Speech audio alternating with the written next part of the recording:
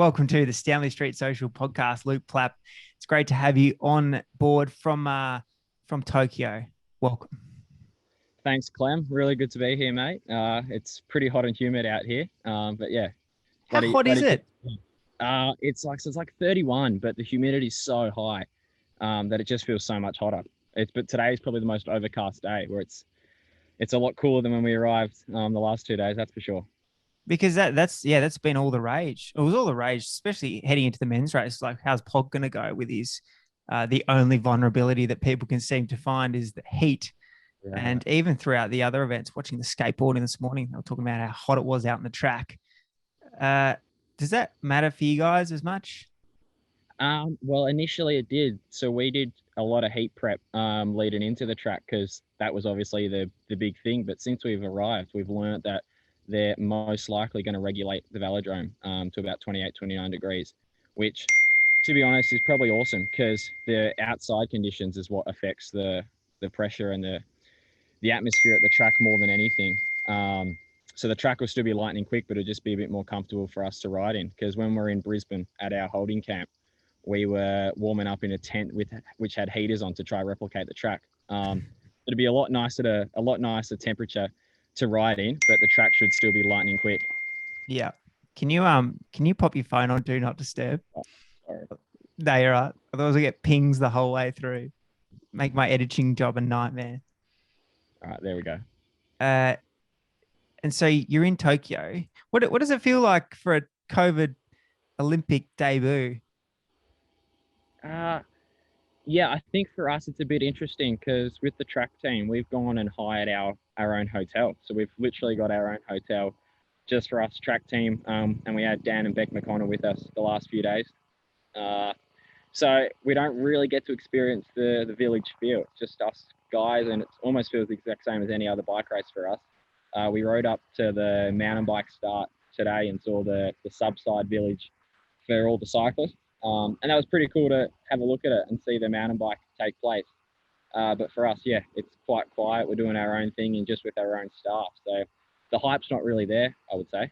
Do you still get cool stuff? Like, it just seems like when people go to the Olympics, like, you just get cool stuff. All the sponsors are there, heaps of free things, Maccas, Sunnies, Oakleys, phones. Have you got that experience still? Yeah, you've named it all. So as soon as we rocked up, just into our room and just had this massive ASIC suitcase with Oz written all over it, just chock a block full of everything. Brand new Samsung phones, Samsung headphones.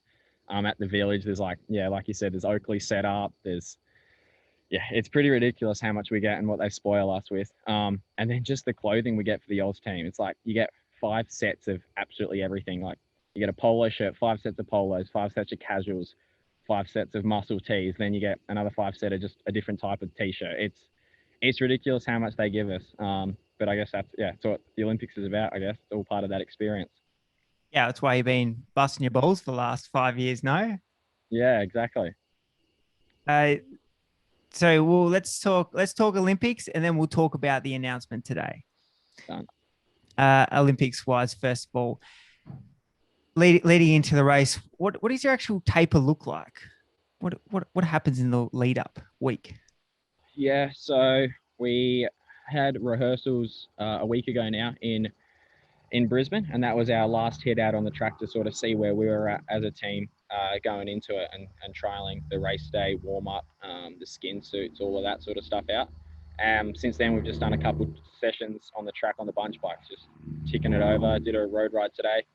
And apart from that, now it's just one track session a day, just ticking it over, really getting the feel for the velodrome. It's honestly not a whole lot apart from sitting in your bed and watching the games on TV. We really don't do much at all. It's almost the worst part of the whole prep because it's so boring. Yeah. Do you feel good though after that, like final time trial effort, that final preparation tick of it's Olympics time? Yeah, it is. It's like you put the Olympic skin suit on and it's like it gives you another 10%. Like it's ridiculous the feeling that it gives you putting on that Oz suit and knowing it's the games. Like we're going to walk into the velodrome and you're just going to see the rings perched on the track bank. And I think that's when we know it's all real and we're there to fight sort of thing. And do you think there's more excitement. I know it's the Olympics, so I know it's like this massive thing that only has every 4 years. But like you think about leading up to a road race, there's always kind of another one. Probably the Tour de France is the one that's really got that devastation factor when people crash out early doors. But like you've got 4 years or 5 years in this case to leading up to this one under 4 minute effort now. Mm, Like there's yeah, just, and I personally think it's much more boring training as well. Like you're just going around track day in, day out for 4 years. yeah. I think for me, I'm probably lucky enough that I've only joined these boys in the last 2 years. Like talking to Sammy, he's committed the last 5 years waiting for the moment of redemption. Like what he lost in Rio to GB by 0.7 of a second, I think it was, and he's had to wait 5 years for that redemption of going around in circles training every single day. So I know he's really eager to get this done and complete that redemption sort of thing. For me, I guess it's still a little bit fresh because I've only been doing it for 2 years. But yeah, like you said, like I think this is why we train and race, and it's as boring as the taper is, it's nice because you know you're here for a reason. And to be honest, we haven't had that feeling of a taper or a race for so long now that we're really looking forward to it. Yeah. Like you've almost timed it perfectly. There was something was talking to the Lumen Sports guys the other day about that 4 year bracket now. Mm. It's it's a long time, especially for a junior guy like yourself or Wellsford trying to eventually end up in the road ranks for I guess career longevity and also cash. Mm. You've almost timed it perfectly with a 2 year run into the Olympics if you can tick that box because guys are just going so well so early. Uh, we saw Pidcock 21 just picks up an Olympic medal. The Pogs winning the Tour de France at 22, like it's all happening. And your timing is almost perfect from an Olympic perspective and also from a career perspective. So a massive congratulations, first of all, for signing for Ineos. Like it's a dream come true. Yeah, look, I think it's the team I've always dreamed about going to. And I think if I was to ever get asked where I wanted to go, that's where I'd want to go. So it's pretty exciting to announce that, yeah, I'm going to be a grenadier in a couple of days. Mm, that is unreal. That is Mm-hmm. unreal. What what led to that decision? Like run me through the process of was it the results over the summer that got you the recognition? Was it a bit before that? Like when did things start to come together? I think for me, it was all about I've always wanted to go road after this Olympic cycle. So that was always the goal. We're always putting the feelers out there. And we had a few bites from teams before that. But as soon as the summer of cycling happened and we got those results, it was all in and all became a real prospect. And from then it was weighing up the pros and cons of pretty much most teams, and then working out what suited me best. But to be honest, it was a no-brainer. I've Mm, always wanted to be a grenadier, and I think if you look at what they can offer, there was no other team that can match what they have in terms of equipment. And as well for me as a track rider and going through the Olympic program, they've had so much success with riders so similar to me, and transferring them from a team's pursuit gold medalist to Grand Tour winners, like we've seen it with G with Wigo. So I think that's where I want to be, and that's to make it happen. It's exciting just talking about it and thinking about the next few weeks. have you thought about post like Olympics? Because obviously you've got this massive thing coming up, and then you've just put this even bigger thing on top of it. Yeah, yeah, it's hard not to think about it, to be honest. Like I've been setting up my place in Andorra and Girona for the last few weeks and months now, and I think that's what makes me so excited as well. Like moving my whole life to Europe and becoming a pro and living that European lifestyle. But yes, 3 days after the games finish for us, I'm heading straight over to Lavenir. So I'll give Oh, nice. give that a crack. See what track form does for Lavenir. There's a few big hilltop finishes which I will grovel up in hoop group. Uh, but yeah, looking forward to getting the road season underway, I think. Was it hard to keep focused? Like we've got this big Olympic prep, but then you've just got this other thing just hovering in the background. Yeah, I'd be lying if I said it wasn't hard to Yeah. keep focused and be excited to looking forward to what happened. I think it was a blessing in disguise that the Aussie summer was so early on, that it allowed me to get that excitement and hype out of the way early. And the last few months, I've had it all set up so I could have I can go full gas for the games. But it's always in the back of the head. So I guess it's my the rest of my career. It's the next 10 to 15 odd years. So I'm really excited for that to get underway. Mm, mm. And will you stay over there? Because obviously going there at the moment is a big call. Mm. Not a whole lot of access Yeah. back to this island nation that we live on. No, there isn't a whole lot of access back there. So I'll fly straight to Barcelona the day after the games finish. Spend a couple of days in Girona before going to L'avenir. And then from L'avenir back to Girona and just train there for a few weeks up for Road Worlds in Belgium. Then I will have 2 weeks before Track Worlds. So I'll give Track Worlds another crack, see what we can make happen there. And then I'll fly to Girona and then work out whether I come back or not. I'd love to be able to come back for Christmas and the Aussie summer. Mm. And if the 2 weeks quarantine isn't there, I'll 100% fly back. If that's still a thing and it's a struggle to get back to Oz, I'll have to work it out and see what I do. But yeah, the aim's to get back to Oz and be there for Christmas with the family because I haven't seen them for so long now. We've been in our own bubble here in Brisbane and Tokyo, so I haven't seen them for ages. So yeah, hopefully I can get back for the end of the year. Yeah. You guys all vaccinated? Yeah, we are. We got that done pretty early, which is Yeah, nice. nice. Helped us get around. Yeah. Because like otherwise, if you weren't, there'd be such a scared kind of piece of your mind that's thinking like, oh, because if you get COVID right, you're out. Like you can't. That's it. Yeah, it's like well. The worst part about being in a TP is if one of us get it, we all get it because we're close contacts. And like the Olympic rules now, if you're a close contact, you're done too. It's all Even if over. it's negative, you're like, nah, you're out. You're a close contact. So yeah, it is pretty scary, but I guess it's nice that we're in our own hotel here and we sort of do eliminate, I guess, a few of the risks. How how many tests are you getting a day?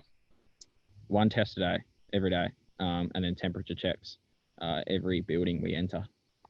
Yeah. And is it like top notch, the level of hygiene and safety that's around it? Or are you Yeah, just taking yeah, that into your own hands with the owner hotel? It's very, very Ineos-esque of you. there it is, isn't it? Yeah. Well, I guess that's what happens when you got a few staff members and people from previous Team Sky that now work for CA in the track program. I think that's probably where it's all come from. Yeah. Yeah. So we haven't hit the first event yet, but this Olympics is a little bit different. You go one day in between each session Yeah, instead of the normal morning session, evening session. And like I that, heard it. that normally proved the opportunity for the team to change, or you had a fresh guy come in. You guys like, will people still do that, or is it you just do all three now?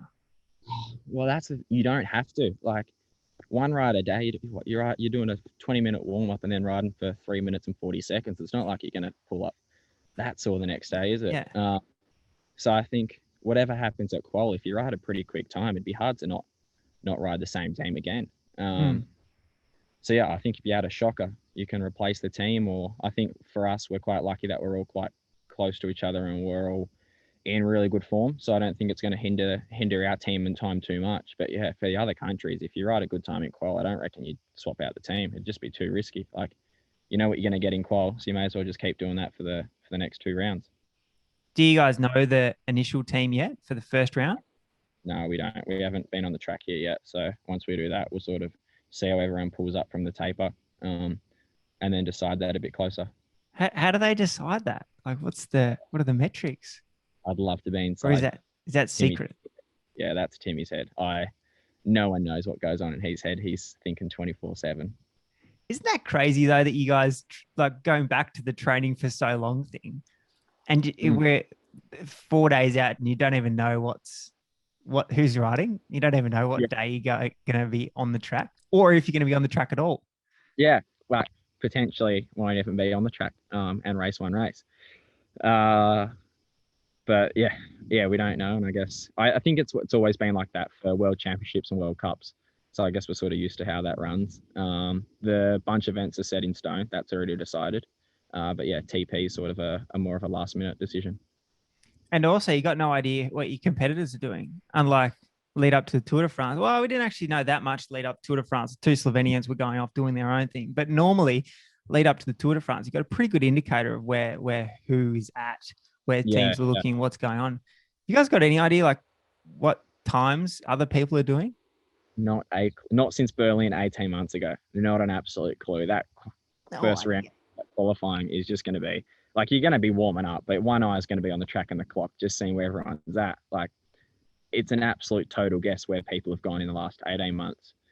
Um, and look, I think potentially you could beat every team mentally in that qualifier. If you came out and have a blinder and you're 2 seconds up on everyone, you could have just won the Olympics in there. Like mentally, it's going to play such a massive part if you can get that edge. So yeah, I think it adds an extra dynamic into the race. How how do you guys gauge that first ride? Like how fast do you go? Well, for us, it's going to be quite interesting. It's the first time we almost haven't gone off last in an event because we didn't have too good a worlds. Our ranking isn't high at all with points or seedings. So yeah, we're going to be off quite early. So we're going to have to pretty much hit it full gas because if you don't qualify top four, you can't fight for gold. So we're going to go out there and we're going to have to put our best time forward. Yeah, you just have to go hot. No other Yeah, options. no, whether like the Danes who will be off last, I guess they'll be able to keep something in the back if they know they can go quicker. All they have to do is match the time and they'll be there. But yeah, hopefully we can go out there and set a pretty blistering pace that knocks over everyone. Like we be going under world record time. Yeah, I Because it would seems like assume. world records don't really matter anymore. Everyone just drops like a couple of seconds off each meet that we rock up at. Yeah, well, that's the way it's going at the moment, isn't it? I think the conditions of Tokyo would suggest that the world record is going to get obliterated, like absolutely smashed. I think Smashed. smashed. Like we're talking what 2 years 40s. 2 years ago now, the first team went under 50, the Aussies at Com Games. I wouldn't be surprised if we're here, what, 2.5 years later, and the first team goes under 40. Yeah. Like we're talking 10 seconds in 2.5 years. It's pretty ridiculous. Yeah. Yeah. What Yeah. like does it feel unbelievable when you've got this massive chain ring on, you got your double discs in, you're in like you and three of your bros just like lining it out at 70 clicks. Like does it feel unbelievable? Yeah. It's like, you're on a good one as soon as you're out there, or vice versa, you're on a shit one. But it's How do you pretty. know? You can just you feel it in the cadence and the gears. Like you either know if you're floating on the gear, or you're grinding it out because we aim for the same cadence for every single race, and that's how we judge what gear we ride. So that's how we work out how fast we're going to go, and it's like because it's the same cadence for every race. If you're on top of it, you're going fast because that's the schedule you're meant to be riding. But if you're fighting the cadence and it's sort of against you a bit, yeah, you're in a bit of strife. That's where you're starting to go backwards a bit. Yeah. And are you guys debuting new tech? Like, is there new things that you haven't really used Uh, much before? Like those easier yeah, seconds? yeah. We found a couple new techs. Like definitely got the new skin suit, new Isn't it helmet. crazy how much difference a skin suit makes? Oh, I've I've learned in the last 2 years aero test and everything how ridiculous it is, Like a skin suit. and how much tech goes into it. Like it's the biggest gain that you have, which is like so much tech goes into the bike, but to be honest, there's not much to gain there. Like the skin suit is everything. And how low you can get your head to the ground. Yeah, exactly. How low you can get and how weird a helmet you want to wear, whether you want to wear a big spaceship cock or a new casque. You think is there some traits that you'll take from here to the road? Yeah, for sure. I think that's probably the biggest thing that I've learned about the track, and I think almost the secret weapon that you can take to the road. It's how much testing and how much we focus on the little things here at the track, because point one can win or lose the race. Whether on the road, point one over 4K can be 4 or 5 seconds on the road in a time trial. So I think for me, definitely the tech that we're using here is going to help for my time trials coming up, and I guess we can share that with the whole team as well. Yeah. Yeah, no, that's exciting. That's very exciting. Yeah, it's gonna be sick. I'm going to Ineos. Yeah. When did this I don't know, the realization. It's like, oh, I could actually go pro, start to become a reality. TDU was when it was like, all right, this is actually going to happen now. It's like the What were dream you what were you turn. thinking before TDU? Uh, I knew I was going well, but But did you I think just you could be a pro? I thought it was going to take a couple of years in 23s first, like go through the dev pathway, and then hopefully get some results in Europe and step up through that way. That was definitely and I guess that's the normal pathway that so many of us Aussies go through as well. I think that's where my head was at straight after the games. Hopefully, join a dev team, do a year and a half there, and then make the step up. Because like, when did you join Inform? What, 2 years ago? 2 years ago now. Yeah, this is my Years third ago. season. Third season. And before that, you were hacking around in Victoria. Yeah, just cricket, footy, bit of bikes, not much else. So what happened when after you obviously signed that first contract with Ineos, which is Ineos, um, with Inform, which is a nice step forward, but it's still a long way from Ineos. Mm, it Like is. what It is what a what long. clicked? Um, I think it was the track program, to be honest. I got to move over to Adelaide, and that's when I became a full-time bike rider. Like, get paid a little salary on the track, um, and are able to commit to it 100%. And that's sort of when it came in leaps and bounds. Hmm. So Yeah.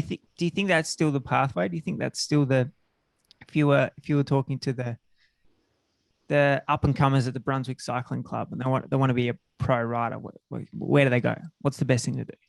If you're Australian and you're not going through the track pathway, it's going to be hard to make it any other way.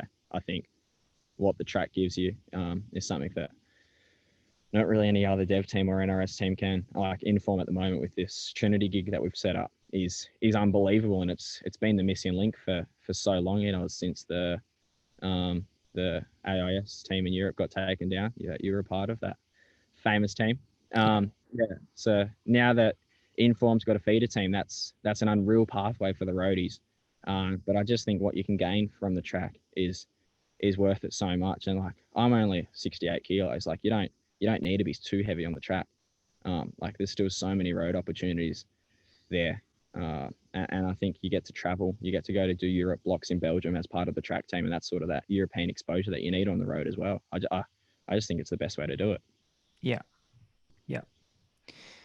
On a lighter note, why do you guys all dye your hair blonde? Noticed that happened this week. Uh, Look, it stemmed from Junior Worlds. Do you think it looks good or No, it's you got to bring the boys together and make them as one. Like, we did it, and when we walked into the dinner hall, everyone's face just lit up. They were all happier.